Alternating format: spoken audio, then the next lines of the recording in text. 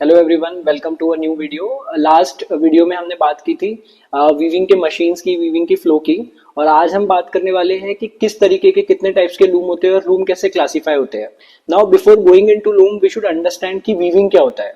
Okay, सो आइए उससे ही हम लोग शुरू करते हैं कि वीविंग एग्जैक्टली होता क्या है। सो अगर हम बात करें, अगर आपने एक कपड़ा देखा होगा तो कपड़े में कभी भी ऐसे सीधे धागे होते हैं और ऐसे आड़े धागे होते हैं। और जब ये सीधे धागे और आड़े धागे एक साथ मिलते हैं या इंटरलेस होते हैं, उसको हम कहते हैं वीविंग। सो ये जो सीधे धागे हैं हम इनको बोलते हैं वार्प, और ये जो आड़े धागे आपको दिखाई दे रहे हैं हम इन्हें बोलते हैं वेफ्ट। सो अगर आपको वीविंग की डेफिनेशन बतानी है तो वीविंग की definition is interlacement of warp and weft is called as weaving. और जब ये दो धागे एक साथ मिलते हैं, इंटरलेस होते हैं, तो हमारा फैब्रिक मैन्युफैक्चर होता है। अब बात करते हैं कि ये फैब्रिक बनाने के लिए हम लोगों ने फ्लो तो लास्ट इसमें देखा था। सबसे लास्ट मशीन जो होता है लूम, वहां पर आपका फाइनल फैब्रिक जो आपको है मिल जाता है, विच इज ग्रे फैब्रिक। तो अब देखते हैं कि लूम कैसे क्लासीफाई होते हैं। सो अगर लूम की क्लासिफिकेशन की बात की जाए तो लूम्स आर क्लासिफाइड, पहले तो होते हैं शटल लूम जो बहुत पुराने टाइम पे आते थे। वैसे अगर देखा जाए तो अगर हमको और पहले जाना है तो सबसे पहले जो आया है वो है हैंड लूम, जो हाथ से कपड़े बनाते थे लूम के ऊपर। फिर उसके बाद एडवांसमेंट होते गए, डेवलपमेंट होते गए, तो सबसे पहला लूम जो आया है वो शटल है। शटल कुछ इस तरीके से दिखता है, शटल कुछ इस तरीके से यहाँ पर आपको स्क्रीन पे दिखाई दे रहा है। तो अगर हमको बोलना है कि शटल लूम एग्जैक्टली होता क्या है, तो जितनी भी आगे हम टेक्नोलॉजी देखेंगे या लूम का क्लासिफिकेशन हुआ है, वो जो आड़ा धागा डालने के लिए, जो आड़ा धागा इंसर्ट आपको करना है, जो जिसको आप वेफ्ट कहते हैं, उसको ले जाने के लिए लूम के ऊपर जो भी चीज इस्तेमाल होती है उसके बेसिस के ऊपर वो लूम का नाम रख दिया गया है। सो फॉर एग्जाम्पल, ये वेफ्ट को ले जाने के लिए अगर आप शटल इस्तेमाल कर रहे हैं, ये शटल इस्तेमाल कर रहे हैं जो सबसे बिगनिंग में होता था और आज भी कई जगह पे चल रहा है, तो ये शटल अगर आप आड़ा धागा ले जाने के लिए, वेफ्ट को इंसर्ट करने के लिए यूज कर रहे हैं, तो वो हो जाएगा आपका शटल लूम। ओके, अब ये शटल के डिसएडवांटेजेस ये थे कि शटल हेवी होता था, उसके अंदर आपको पर्न डालना पड़ता था, तो अलग से एक प्रोसेस होती थी पर्न बनाने की कि आपको छोटे धागे का पर्न बनाना है, फिर वो आप शटल में यहाँ पर इंसर्ट करते थे और उसके बाद ये शटल जो है वो वेफ्ट में इंसर्शन करता था। फिर उसके बाद इंसान ने सोचा कि चलो अब कुछ और आगे, हम लोग शटल इतना भारी है तो कुछ ऐसी छोटी चीज बनाया जाए जिससे इजीली वेब ट्रांसफर हो जाए और स्पीड भी हम लूम की बढ़ा दें। Then comes this soldier room, और हम जिसको प्रोजेक्टाइल भी बोलते हैं। तो प्रोजेक्टाइल कुछ इस प्रकार से आपको स्क्रीन पे दिख रहा है, तो ये होता है प्रोजेक्टाइल। इसकी मदद से जब वेफ्ट इंसर्ट होना शुरू हुआ तो आपने उसको बोल दिया प्रोजेक्टाइल लूम। अब ये जो प्रोजेक्टाइल लूम है आपका, ये प्रोजेक्टाइल लूम जो है वो आपका आता है शटल लेस लूम के अंदर। एक हो गया शटल लूम आपने देखा, और शटल लेस। शटल लेस का मतलब कि जिसमें शटल नहीं है, शटल लेस लूम।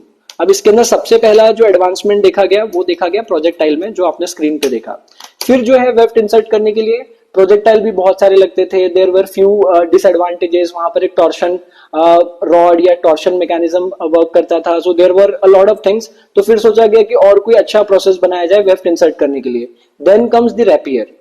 तो रैपियर आपको कुछ इस प्रकार से दिखते थे। तो रैपियर बेसिकली एक ऐसे फंक्शनिंग करते थे, दो रैपियर होते हैं, लूम के राइट साइड में एक और एक लूम के लेफ्ट साइड में। तो एक रैपियर जो है वो धागे को पकड़ के आता है और वो बीच में लाकर देता है, और दूसरा रैपियर जो है वो लूम को वो कंप्लीट वेब पिकिंग प्रोसेस को करता है।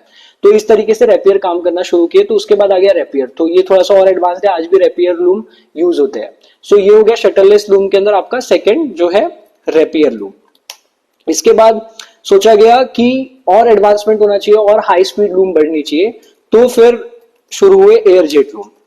तो आड़ा धागा जो है ये आपका वेफ्ट है, इसको इंसर्ट करने के लिए फिर एयर की मदद ली गई। तो एयर की मदद ली गई तो उसको कहा जाने लगा एयर जेट लूम।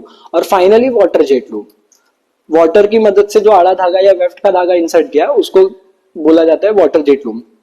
सो कुछ इस प्रकार से जो है वो लूम क्लासिफाई होते हैं। एक हो गया शटल। तो सबसे पहले आपको ये समझना है कि लूम जो है वो लूम के अंदर अगर वेफ्ट इंसर्शन मेथड है तो कौन से प्रकार से वो वेफ्ट इंसर्शन मेथड हो रहा है, उस प्रकार से जो भी प्रकार से वेफ्ट इंसर्शन मेथड हो रहा है उसका वो लूम का नाम है। अगर शटल से वेफ्ट इंसर्ट हो रहा है तो it is a shuttle loom. Shuttleless loom के अंदर सबसे पहले आया प्रोजेक्टाइल। प्रोजेक्टाइल छोटा सा मैकेनिज्म है जो आपने स्क्रीन पे देखा। देन आया रैपियर लूम, देन रैपियर के बाद आया air jet, then water jet. अगर आप स्पीड की बात करें तो शटललेस की जो स्पीड थी वो बहुत कम, शटल लूम की जो स्पीड थी वो बहुत कम होती है, 100 से 150 के बीच में हो जाती है। अगर यहाँ पर हम मेंशन भी कर देते हैं, अगर आप शटल लूम की बात करें, शटल लूम में जो आपका स्पीड होता है 100 से 150 आरपीएम, हम हायर साइड में ही लिखते हैं। ओके, देन आपका रैपियर जो है 400 to 500 तक चले जाएगा आपका आरपीएम। प्रोजेक्टाइल जो है वो आपका 200 to 300, ये बस मैं बताने के लिए से अंदाज एक स्पीड जो है अप्रोक्सीमेट जो स्पीड है वो मैं लिख रहा हूँ। एयर जेट आपका लगभग लगभग 1200 आरपीएम तक। अभी के जो मॉडर्न एयर जेट मशीन्स आने लगे वो तो 1400 आरपीएम तक भी कुछ मशीन मैंने रन होते हुए दिखे हैं। वाटर जेट है वो भी 1000 प्लस आरपीएम पे चल जाता है।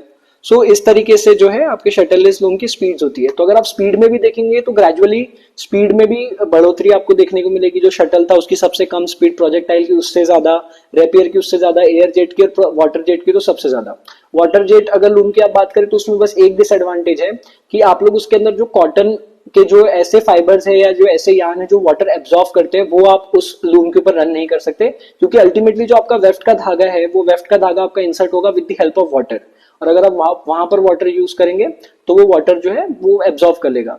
तो कुछ इस प्रकार से हमने लूम का क्लासिफिकेशन देखा, वार्प एंड वेफ्ट देखा और वीविंग की डेफिनेशन देखी इस वीडियो के अंदर।